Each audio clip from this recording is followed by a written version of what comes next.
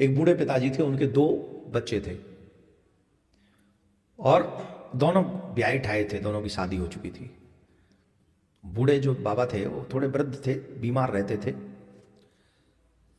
उनके पास में एक बैल था और बैल बड़ा अजीब था। मतलब अजीब क्या, मतलब वृद्ध, वो भी वृद्ध सा हो चला था, तो वो ज्यादा काम वाम नहीं करता था, लेकिन वृद्ध देवता को उनसे बड़ा प्रेम था, तो पिताजी को वो बड़ा ध्यान रखते थे उसका। तो एक दिन बड़ी बहू ने कहा कि क्या बूढ़ा बैल, इसको पिताजी आप लोग बांध के रखते हो, इतना भूस खाता है, इतना नाच खाता है, ये भगाओ इसको, क्या जरूरत है।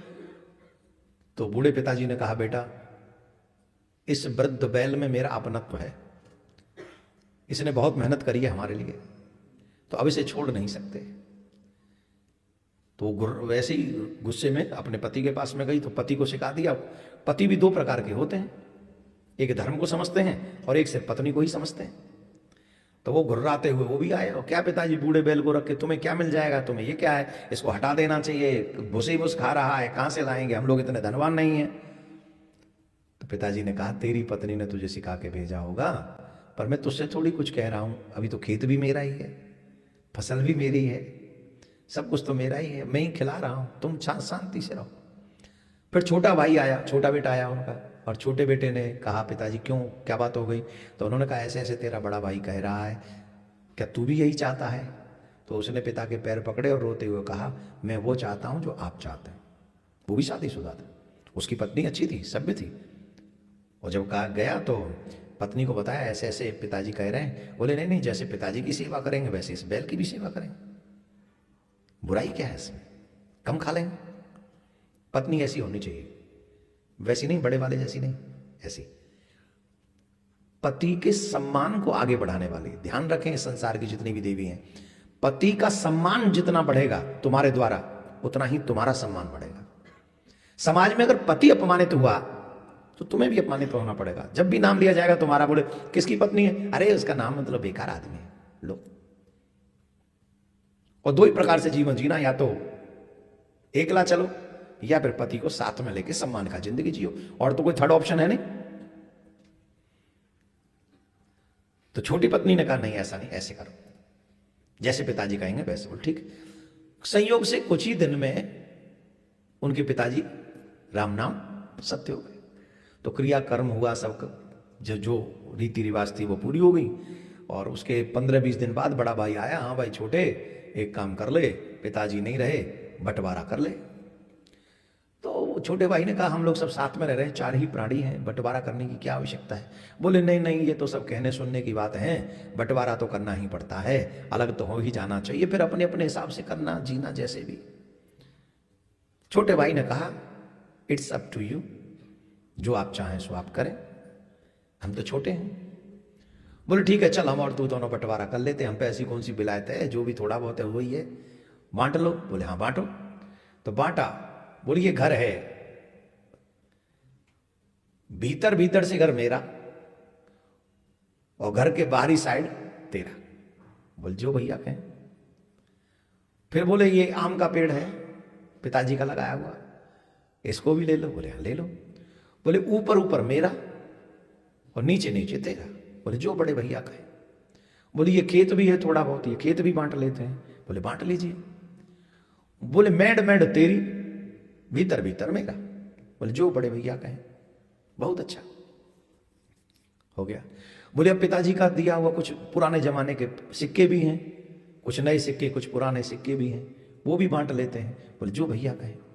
अब गए, वो मटकी सी थी, उसमें से वो सिक्के पड़े थे, तो अब सिक्के में से बोले नए जमाने के सिक्के जो आजकल चल रहे हैं मेरे, और पुराने जमाने के सिक्के तो बहुत महंगे होंगे, वो तेरे। बोले जो भैया कहे।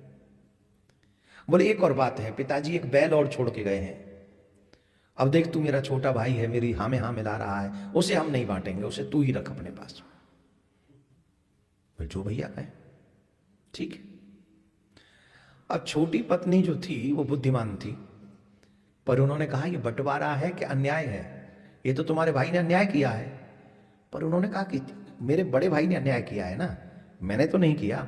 मैं जब मरूंगा तो इस सुकून के साथ मरूंगा कि मैंने अन्याय नहीं किया है, मैंने सिर्फ अपने भाई की आज्ञा का पालन किया, ये मेरा धर्म है, मेरे मन में अशांति नहीं होगी। ये मेरे भाई बड़ा सोचे, मैंने तो जो करना था कर दिया।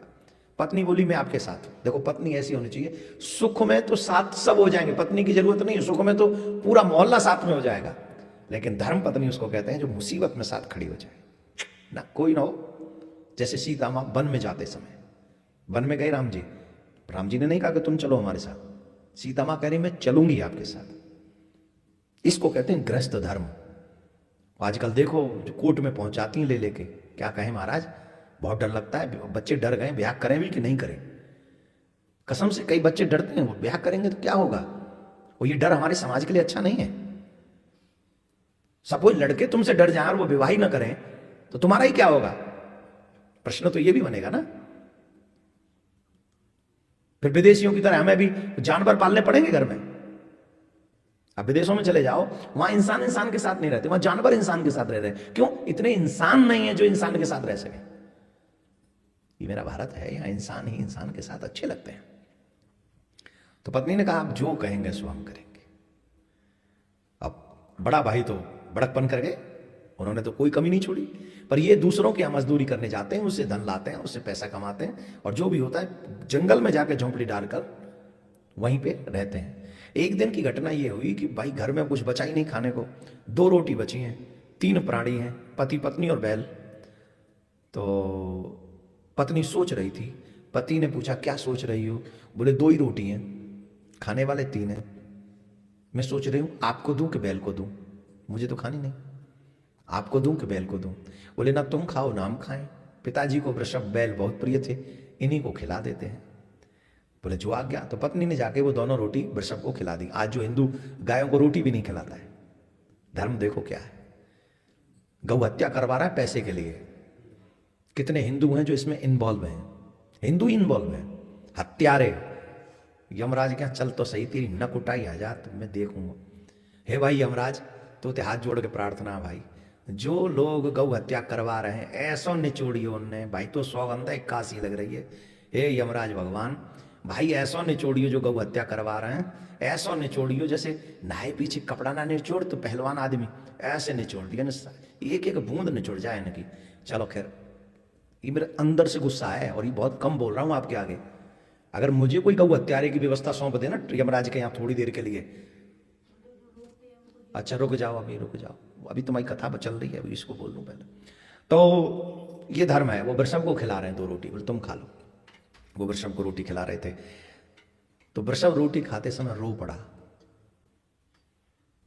वृषभ रो पड़ा, वृद्ध वृषभ रो पड़ा। तो पूछा क्यों रो रहे हो, हमसे कोई अपराध हो गया क्या? उसी समय एक संत आ गए और संत ने देखा वो वृषभ रो रहा है, पूछा भैया कब से सेवा कर रहे हो इसकी? बोले पिताजी जब से छोड़ के गए हैं तब से सेवा कर रहे हैं। उनकी पत्नी आई, उन्होंने संत को प्रणाम किया। पत्नी ने कहा महाराज पता नहीं, हमारे जेठ जी हैं वो कभी अच्छा नहीं करते, भगवान ने खेत भी उनको दिया, घर भी उनको दिया है, आम का पेड़ भी उनको दिया, और ये हमारे पतिदेव हैं, अच्छा काम करते हैं, पिता की बात मानते हैं, वृषभ की सेवा करते हैं।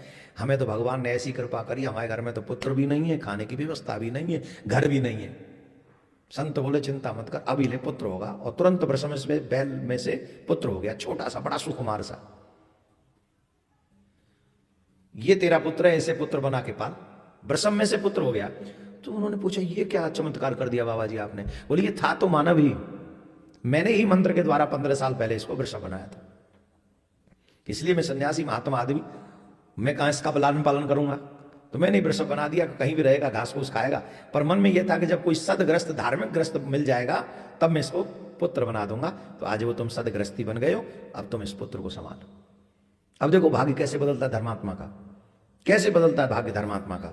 अब धर्मात्मा को पुत्र मिल गया, उसका नाम उन्होंने रख दिया गोविंद, गोविंद नाम रख दिया। अब गोविंद धीरे धीरे बड़ा होने लगा। गोविंद ने पूछा पिताजी आपके भाई और आप 2 भाई हैं, बंटवारा बराबर नहीं हुआ है, चलो कुछ नया करते हैं। और गोविंद तो अपनी बुद्धि भी तो लगाएगा। गोविंद ने कहा पिताजी बोले बेटा अब क्या मतलब है? छोटे भाई ने कहा क्या मतलब? पिताजी शांत बैठे रहो, I can do everything, just you only watching, सिर्फ वॉच करो, देखो। तो ठीक है।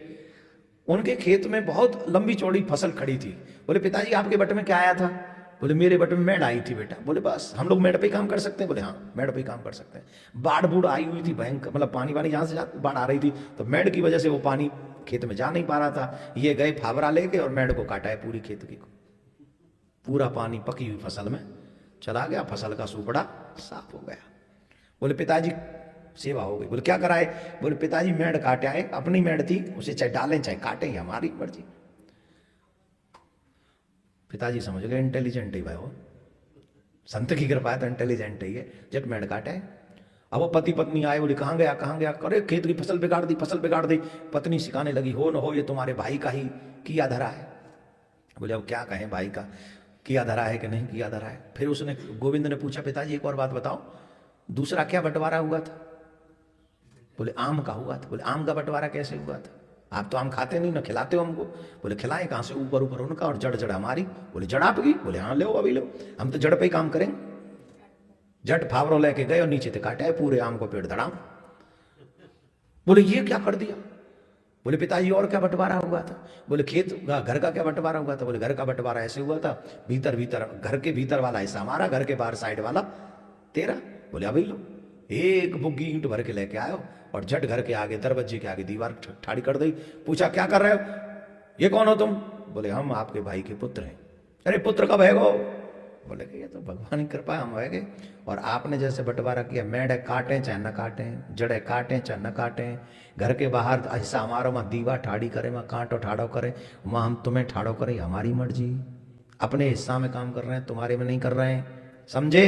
तो झट राजा के पास पहुंच गया शिकायत लेके। बोले ये बाप बेटा मिलके हमारे साथ अन्याय कर रहे हैं, ये देखो हमारा पेड़ काट दिया, हमारे खेत फकी हुई फसल में पानी छोड़ दिया और हमारे घर के आगे दीवार खड़ी कर रहे हैं। बताओ महाराज, आप जैसे धार्मिक राजा के यहाँ अन्याय हो रहा है? अन्याय हो गया? हाँ भाई बताओ छोटे, तुमने ऐसा क्यों किया? पकी हुई फसल में पानी क्यों छोड़ दिया तुमने? ये तो ठीक नहीं। खेत आम क्यों काट दिया तुमने? तो वो बोले गोविंद राजा जी, पिताजी आंसर नहीं करेंगे, हम करेंगे, ये तीनों काम हमने करे। हम बोले तो तुमने क्यों किए हैं? बोले इसलिए किए हैं कि बंटवारे के समय इन्होंने कहा था कि बाहरी साइड हमारी, भीतरी साइड घर की तुम्हारी, मतलब उनकी, तो हम बाहरी साइड पे दीवार लगावे या बिटौरा लगावे, ये हमारी चॉइस। खेत में बंटवारे के समय इन्होंने कहा था कि मेड़ हमारी और खेत है ना, कहा अब मैं मेड़ नहीं रखना चाहता, मैं तो काटना चाह रहा हूं और फिर रखूंगा, फिर पानी देखूंगा, मैं अपनी मर्जी, मेरी मेड़ के साथ मैं क्या करूं? मैं तोरई बेहूं, बैंगन बेहूं, इट्स माई चॉइस, माई मेड़ माई चॉइस। ये कौन होते हैं हमें डिस्टर्ब करने वाले? अच्छा कोई नहीं, तो तुमने पेड़ क्यों काट दिया? बोले बंटवारे में जड़ हमारे बट में आई थी, तो हमने सोचा जड़ क्या करें, पृथ्वी घेरती, काट दी।